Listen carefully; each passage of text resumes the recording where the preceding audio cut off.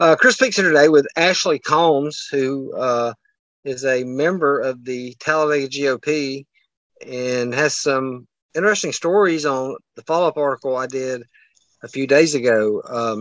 She's going to enlighten us on some other things that are going on down there. Ashley, how are you doing? And thank you for coming on.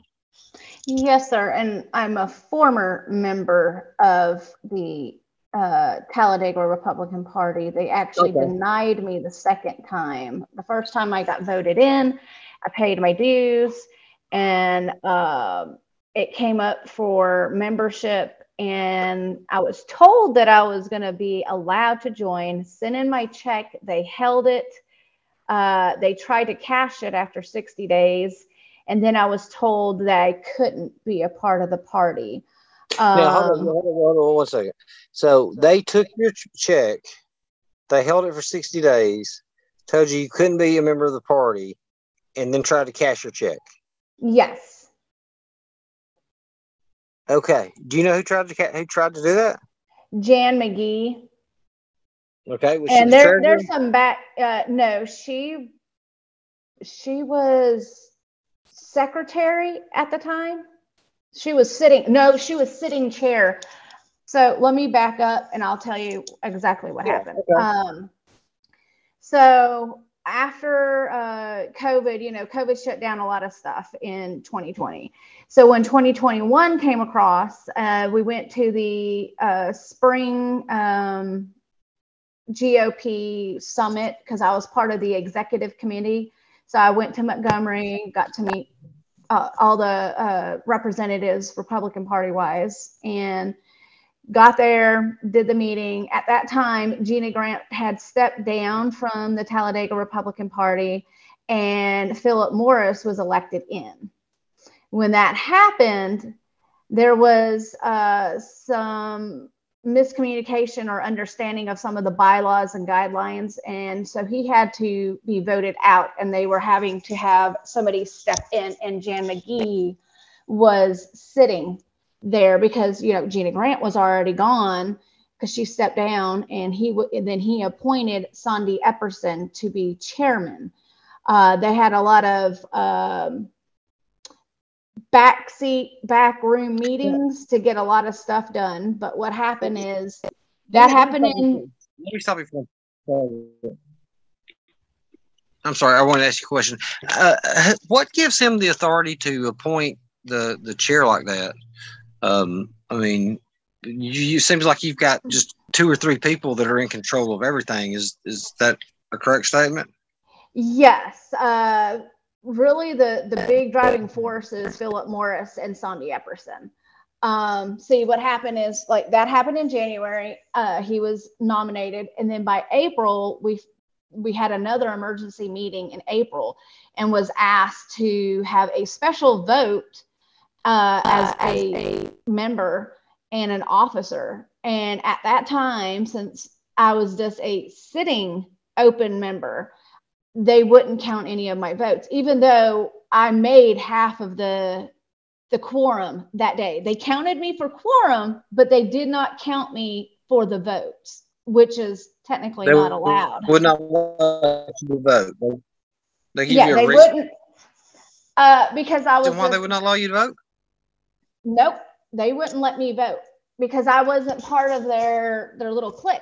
I wasn't going to go with a lot of stuff that they were doing. For one, big example, the Talladega Republican Party wanted to have $5,000 for a laptop computer and 15 thumb drives that were not going to have a security or implementation of policy for security measures. They didn't have anything ready. They didn't even scope out, because usually when you do this, you come to the table and you say, okay, this is the laptop, this is the make and model, this is the serial number, this is how much it costs, these are the thumb drives. They didn't have none of that. Sandy Epperson wanted them to just hand her $5,000 and trust her. I was like, so where's the security measures?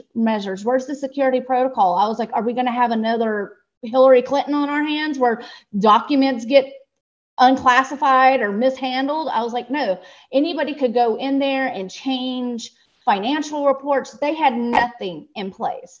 So when I said, that, and I didn't go along with the party.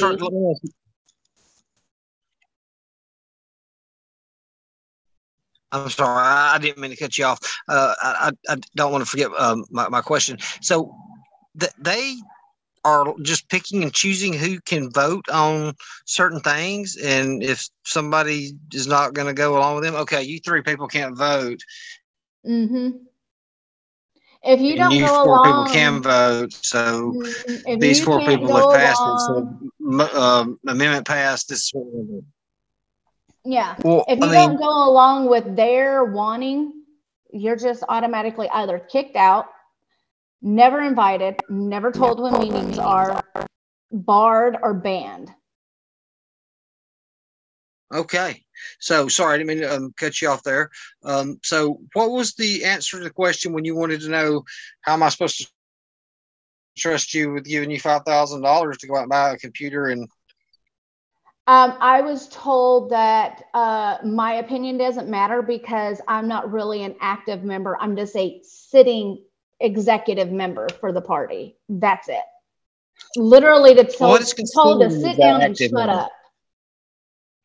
What do they consider an active member then? I mean, I have somebody that's kissing their ass, maybe. I don't know, because for me, I help submit bylaws. I've helped with legislation pieces. Senator Tuckerville, April 28th, when his first elected in, signed a military sexual accountability bill. And that was because I wrote him, and we have an established relationship now because of that. You know, like I said, the Republican Party has just let this county do whatever. You know, there was mishandling of money, and they try to backtrace it. They try to cover up their tracks. There's been misappropriation of funds. Mm-hmm. Yes. And that was also called out at the July 7th meeting last year, where I was blackballed and actually totally told never to come back, never even try to be an active member. And when I emailed John Wall, he would never do anything, even though I was sitting executive member for the party from that county, and I had participated and I had been to every meeting, and I had contributed and did my part. They didn't want to hear nothing, the Talladega party. And then when John Wall, when I would hold him accountable for trying. I hit something, but okay. I was just saying your video cut out. I didn't know if you'd hit something by. But I can see you now. Oh, okay. But yeah, I tried emailing Chairman Wall. Nothing. Actually, what I got back was, I'm sorry, I can't help you with the Talladega Republican Party. I'll just look into it. And that was it. Nothing. Nobody was held accountable there at all. Who, if John Wall can't do anything about it, if John Wall can't hold them accountable, who would hold them accountable then? I mean, this sounds to me like they're just running roughshod. I have emails where I officially asked for an open audit and an investigation into the party in Talladega County. Nothing. And I gave that and I submitted it to John Wall. Nothing.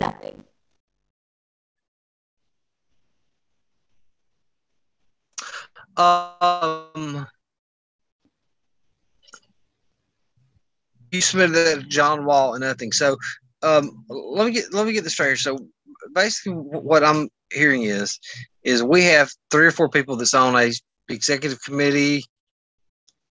And yes, on a state executive committee, and they're all also officers in position of power within the party.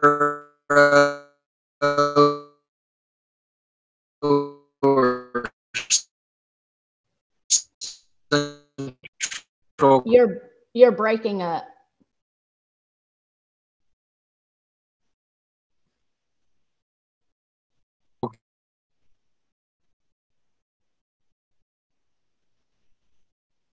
committee, what have you. And if I can't hear. It's breaking up. You must be in a building that has a lot of metal. what about now? Can you hear me better? Yes. Okay. It's probably I had some Wi-Fi. So if you're not playing along and playing ball, you're getting kicked out and blackballed from the party. Yes, pretty much. Yes. You know, I'm a minority. I'm also a veteran. I served my country in the Army for 9 years honorably. I'm also disabled. And I have two children with disabilities, and I bring something to the party. It's like if you don't have this, if you don't have a lot of money and you can't shovel out loads amounts of money, you're nothing. You might just be a constituent that they can try to buy off and appease you for a while, but then they discard you to the side when you can't donate all the time or you can't stroke their ego all the time. So we have a disabled combat vet that is raising 2 disabled children that is trying to help grow the Republican Party and bring more minorities into the fold and help our party not turn into a leftist state. And you're being told that your services aren't wanted. Is that correct? Yes. And I even tried to start a veterans GOP so we can start getting more things done in Alabama, because I also have a good standing relationship with the Alabama Department of Veterans Affairs, Commissioner Davis, Mr. Jeff Newton, who is the assistant, Sandra Lucas, Miss Sissy Louise. Like, I've met them. They come, and I'm very active in the veterans community. And so I wanted a group, you know, they have a minority GOP. So I was like, why not a veteran? So we could start bringing a lot of veterans issue to the forefront. That's a great idea. They showed up to one meeting, asked for, you know, to host the meeting. They did great hosting the meeting. But after that, they cut it. They didn't show up to anything else. And, you know, at that point, what was I supposed to do? I was the chair on it. You know, I was leading it. I had so many organizations. I had from federal VA to state VA representatives in this. I had at least 25 organizations, nonprofit throughout Alabama, that were a part of this. And crickets. They didn't want, and when it came down to it, because we couldn't get somebody that was not a veteran on the seat, they wanted them to run the thing. And I was like, John Wall specifically asked for me to come up with a list of 25 things that might need changing in Alabama or might need to be looked at or get with representatives, and he could help push these. They wanted a non-veteran to head this group? Mm-hmm. Somebody that has no affiliation, no understanding, nothing. No understanding of military, no military bearing, what military life is like, the structure, you know, what people go through. They wanted them to head this group. Mm-hmm. Wow. And I imagine this would have been one of their hand-chosen people that they wanted to sit on this position? Yes. Interesting. And so when that happened, all my people, they just didn't do anything else. So what, you know, like I actually formed a veterans outreach team page on Facebook, and we have all of our contacts within that organization or different organizations on there, and we promote and help and assist with a lot of things now. Because we had to do something. We have to get, you know, something going in Alabama for vets. There's so many issues that need to be taken care of. You know, Alabama is one of the only states in the South I mean, Mississippi has 7 women veterans clinics. We have not one veteran clinic, standalone veteran clinic. And if you go to Birmingham, most of the women's clinic is in the main satellite one of the parking deck. And it's a little one, and it's over to the side in the very back corner. And then did you know breastfeeding classes are next to the morgue at the emergency room at the VA hospital? Why would anybody put a breastfeeding class in La Leche and prenatal next to a morgue? Really? You know, like there's so many things that need to be adjusted.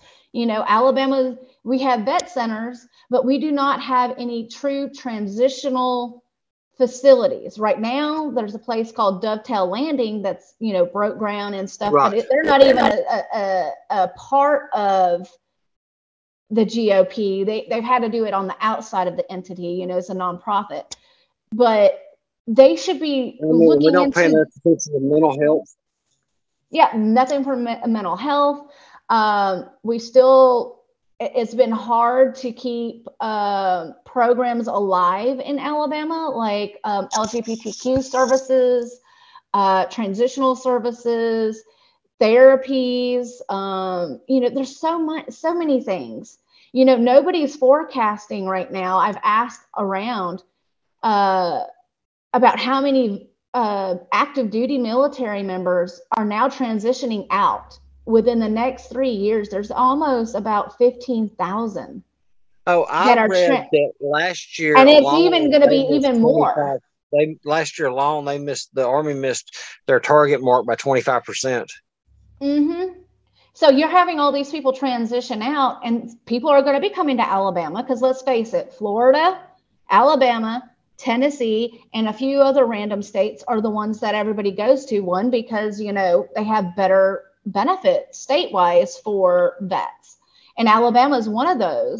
That, and we're by the beach, you know. So, and if you look at Baldwin County, it's the fastest the fifth in the nation growing counties and cities is Baldwin County, Foley, Gulf Shores, and Orange Beach right now. So we're having a lot of vets retiring, getting out and going down there or around Alabama for different vocational areas. And we're not ready. We're not ready at all. Then, okay, from the last command climate survey done by TRICARE, 4 out of 5 military families have somebody on exceptional family member program, which means somebody has a medical disability, a rare disease, you know, like autism, cystic fibrosis, severe asthma, something going on medically wise, and they need special attention. And they're not even forecasting the need for these type of services in the future. And nobody's forecasting, okay, so what are we going to do with the population like my generation, post 9/11 vets that have these dependents? And, you know, we don't have any facilities that can cohabitate a family member and a child. So like me, let's say when I'm 75, 80 years old and I need to go to a nursing home, there is no program, nothing set up for my son who's autistic and me in the same facility, cohabitating and living. There's nothing. And I've said something. I've care of an autistic child, and that's the lifelong commitment. Yeah, I've got a friend that's, you know, got an autistic child, and, you know, like I said, this soon will be lifelong. Sorry, I don't mean to get you off subject, but there's something I want to talk to you about, or want to ask you. When you go to these people and ask them, hey, why are you cutting my veterans group? What kind of answers are you getting? I was told that it wasn't a hot topic and it wasn't a topic of necessary need. Where have they been at for the last 10 years? I mean, have they not watched the news? Because, I mean, that's something that's, that's almost in there every day about a veterans crisis, veteran suicides, the mental health, homeless veterans. This is not something that we need to be. Well, and I mean, look at it. Okay, so Governor Ivey was part of what the governor's proclamation, the governor's challenge, right? And then ADVA, Alabama Department of Veterans Affairs, they took that over and they made it the something challenge, Veterans Challenge, or I can't remember what it was.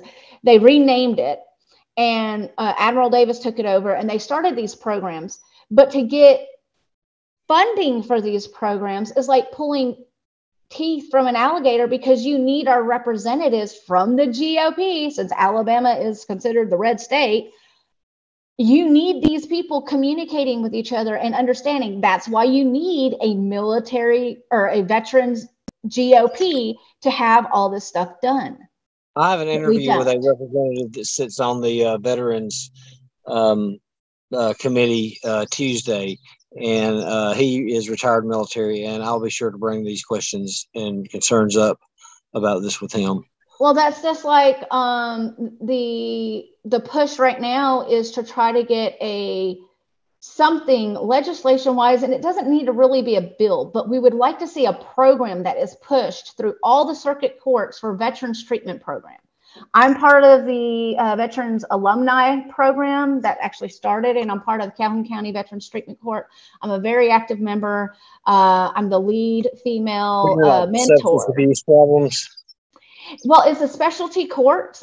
So it was originally established in Buffalo, New York. And it kind of nationally wide. It's actually a federal program, but it takes, a lot of people don't understand this. It takes, just because something is federally put into policy, it takes your state to adopt and get those right. So Alabama has never really adopted an actual policy for this in a program. Even though there's a federal one, they haven't ever in Alabama done a state level one. So you're having these different counties wanting to start up, but they don't know how to, because there's not a program or a policy or procedures intact. There's not a funding source for it, nothing. So I understand, is this kind of like the things, somebody gets in trouble, you go through the treatments, Yes, okay, so there's different tracks. There's different tracks, right? So you have a 12, 24, and sometimes, depending on the case, it could be 36 months, right? So let's say if you were drinking and driving and it was because you were self-medicating because you couldn't get benefits, or a lot of people do not realize, a lot of vets do not consider themselves vets. Think about our Vietnam vets. Many do not consider themselves a vet. So when you're asking if somebody has ever been in the military, you have to ask that. You can't say vet because there's so many people. Do you know how many people disqualify themselves as a veteran because they're a National Guard or a reservist? Or how somebody has served during peacetime, not during war or combat, that disqualify themselves? Or somebody that got medically discharged as well. So you could have somebody that got hurt right after basic training at their first duty station or in basic training. They do not consider themselves a vet, so they don't ever receive services.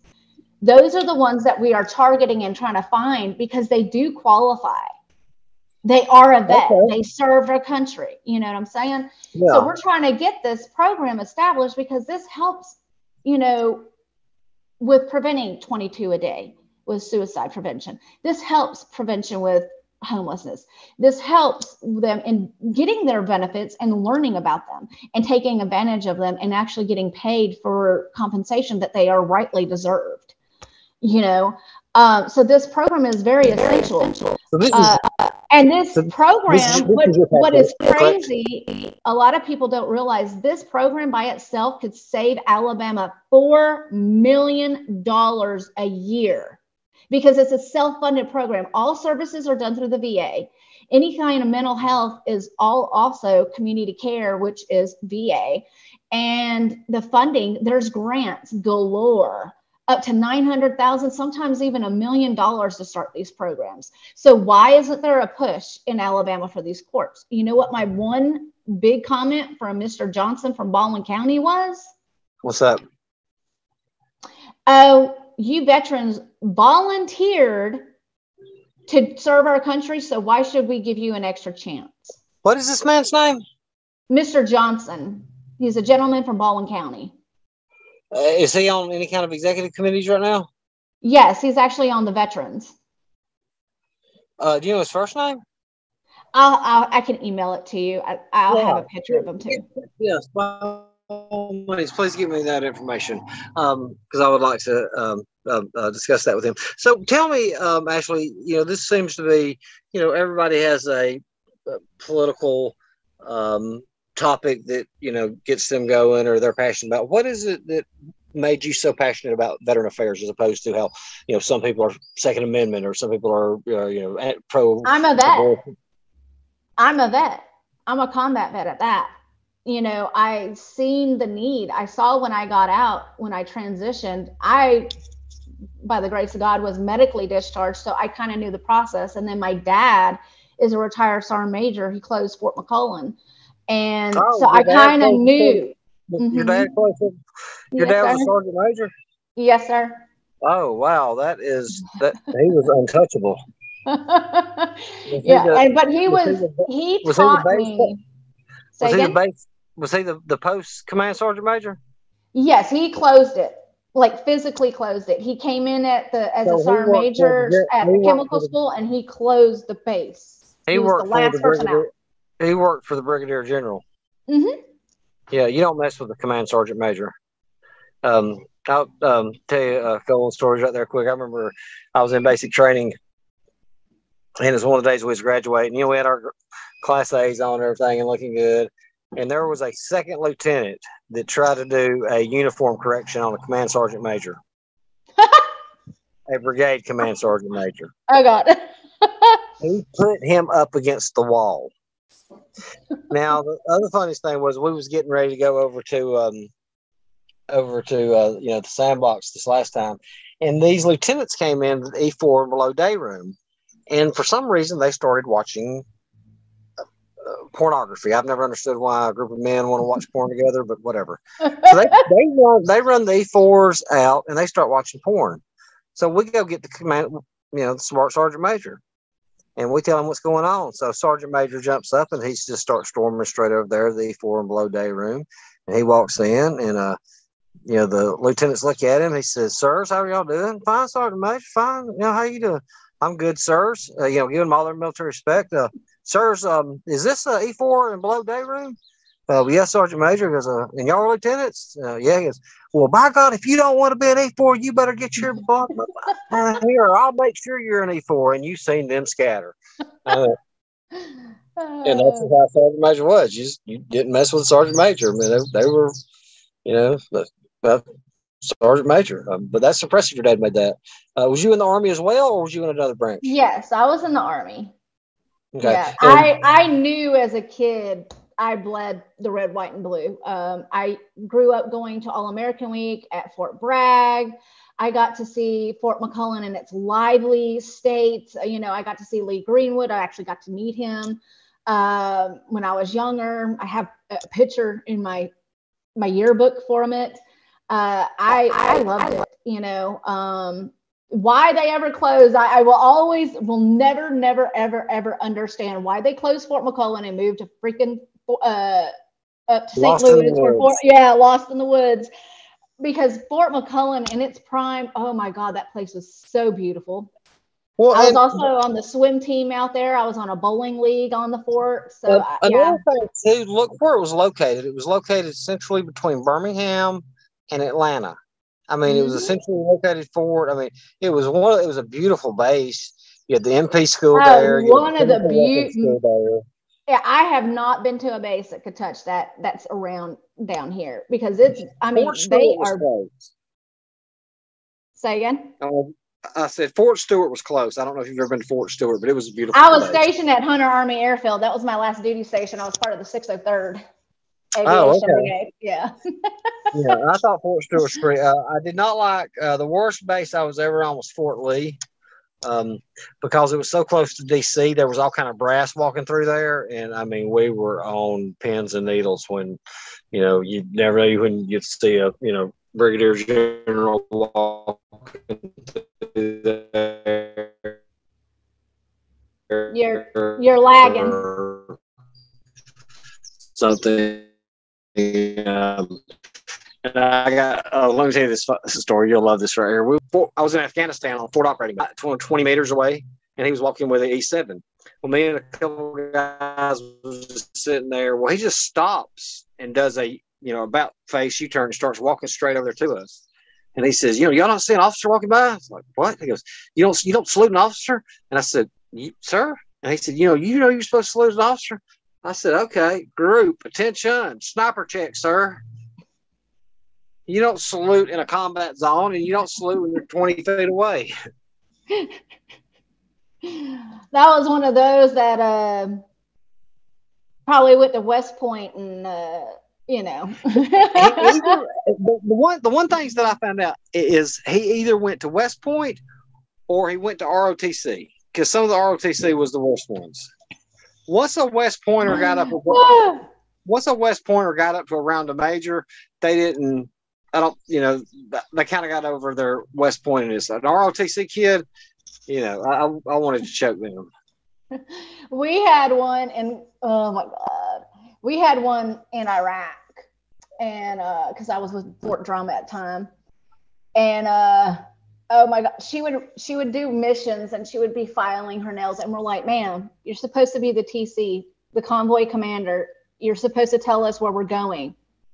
At one time during Ramadan, I about lost my shit on her. I'm not even gonna lie. I about lost it. It was during Ramadan, and we had to stop because the cows are migrating across the road, and this guy was coming by, and he opened my fuel tank and went to throw in a match. Well, that's intent to harm. I'm sorry. So I busted up my door, and I went to go lock and load. Yeah. Oh my God. She had the biggest fucking fit. Threatened to demote me, the whole 9 yards. I was like, that was an act of intent to harm and to harm the convoy. She wouldn't even detain him. Oh my God. Yeah. One thing that I found is when you was dealing with officers is if you did two things, whenever I, wanted to say something to them, I would always, sir, permission to speak freely. With all due respect, sir, you are a dumbass, sir. As long as I made sure that I said that right there and finished that with sir, you can just about say whatever you want. Sir, I respect you are a dumbass, sir. And the only time I got scared over there really is when I would be put on these missions where the locals will be coming on the base to work, and I'd have to go pat them down and go search the vehicles. You're in the kill zone at that point. I mean, there's nothing, nothing you can do. Sorry, I digressed the subject here. So tell me, what do we need to do? I mean, in the Talladega GOP to get it back to a party or a group that people feel welcomed in and be a part of. Well, first thing you need to do is remove the people that are chairmen, all the people that have been there from day one when all this started. They need to be removed. I mean, they truly do. They need an audit, a full forensic audit of financials, documents, I mean, the whole 9 yards. And those people they need to have a real true election where they have people that are Republican. If you want to become a Alabama GOP member for the Talladega Republican Party, you have to go through a committee meeting and you have to be interviewed and which I get. You have to be vetted. I got that. But you have somebody that has, like myself, that had voted since 18 years old. I have been a Republican. And before that, okay?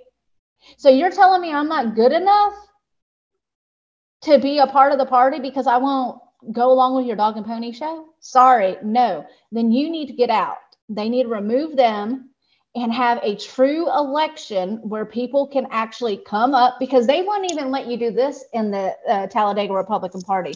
Most people, when you go for election, you promote and campaign yourself. You tell people who you are. They won't even have you do that. They backdoor meeting, elect and appoint people into positions. So that's all. The party, like the Communist Party is picking the candidates and not the people. It sounds like the central committee of how the Communist Party used to do things. That's how it sounds to me. Actually, I think for this interview, that's all the questions I have for you. Is there anything you would like to before we cut this? No. Well, actually, just a comment. You know, because I know we're gonna have a few more interviews. Yeah, I kind of a comment more. Yeah, absolutely. If the Republican Party wants to grow and truly expand and get our ethics and our moral foundations known to the public, they're going to have to start getting involved, boots to the ground, actually meeting the constituents, talking to them, finding out what's really going on, because policies necessarily don't affect the higher ups and elected officials. It affects myself. It affects the minorities. It affects homeless. It affects people below them, and they don't listen. They just, it's just another voice. 4 years asking for your vote and telling you what they're going to do, and then you don't hear from them for 4 more years. Oh yeah, I mean that is notorious. And it's sickening, because you'll want my money, you'll want my vote, but then when I come to you for support in something, like I don't know how many times I have invited people to come to the Calhoun County Veterans Treatment Court, see our graduates graduating and stuff, and they'll say, oh yeah, we'll come. Crickets, never show up. In 3 years that I have been there, I think only a handful. Chad Robertson from Cleburne County area, who's the representative over there, I think that's 62 or 42, something like that. He showed up. I love that man. He is there every court. He is all about vets, and he's a Navy veteran at that. So he is very much about the veterans. But everybody else is just kind of crickets. You know, I've invited them. I've handed out a plethora of business cards and times to be there, and nothing. Well, we'll see if we can't get this ship righted. Yeah, thank you for coming. Yes, sir. Well, thank you for your time, and happy Saturday. Happy Saturday. And if you cut filming.